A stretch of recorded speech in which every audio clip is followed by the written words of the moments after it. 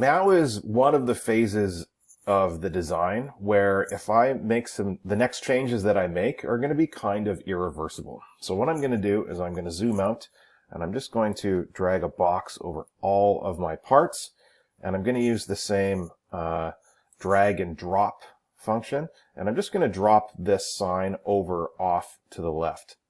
In case I need to go back, I can go back and grab that sign. So what I need to do right now is all of my text that I have here, right now it's still text. I can go in here and I can edit it as if it were text, right? But what I need to do now is I need to convert all of my text to a shape. So I'll highlight the text that I have, and I'll go to Type, and I'll go to Create Outlines. And I'll do the same for this Jack Pine Bay as well. Type, Create Outlines. So now, if I double click on this, it's creating this 8 is basically just a shape. I can't change the numbers in here. So now that I have this, what I'm going to do is I'm going to align some things. Everything needs to be center aligned on this sign. And right now, if I look at all of my design elements, this 108 is way too far to the left. So I'll select everything. And I can go to my alignment tool panel. And I'm going to align this just to the center. So I'm going to center align everything. There we go. But I need to align, all my design elements are aligned, but they're not aligned to my sign. So now let's click my sign too, and let's center align everything. Boom, there we go. Okay, so everything's all centered. So now if I move things around, I know that I'm not going to have any inconsistencies there. Right away, I'm looking at this and I see that this needs to be down a little bit. And if I hold down Shift, that helps me make sure that I'm not moving it around in an area I don't want it to be in. Oops. Let's try that again. Or I can even just use my arrow keys to knock it down a little bit to where I want it to be. That looks good right about there. My 108 is going to come down a little bit too.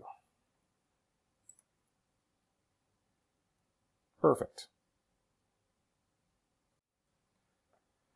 Now earlier I noted I chose a font that was one of those fonts that I considered a yellow light. I have to do a little bit of work to make this font work.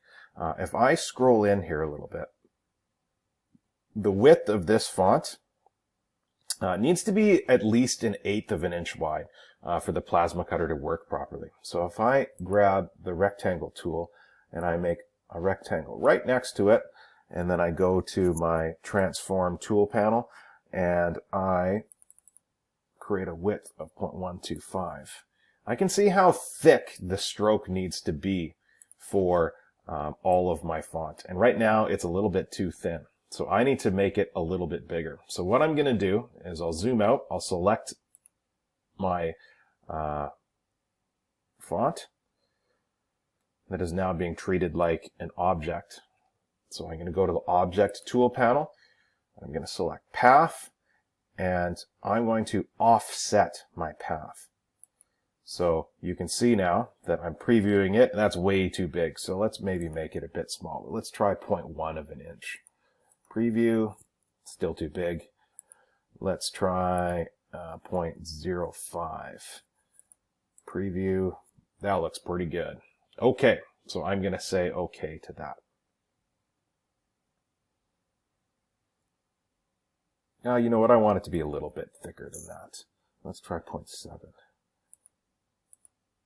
That way I know I'm safe. Perfect. That looks great. So I'll select OK. So now, when I zoom out, it looks like my font is a lot bigger, which it is, which is good. But if I zoom in here and just move my mouse around, I can see that I actually have, when I offset those paths, which were the letters, now I have two versions of the letter. I have the thin letter and I have the outside letter as well. So what I need to do is I need to select these inside bits that I used to have, and I need to delete them. So I'm going to grab my direct select tool, and I'm going to select those. I'll just click off of here. I'm going to select these, and I'm going to delete them. And I need to do this for all of my letters.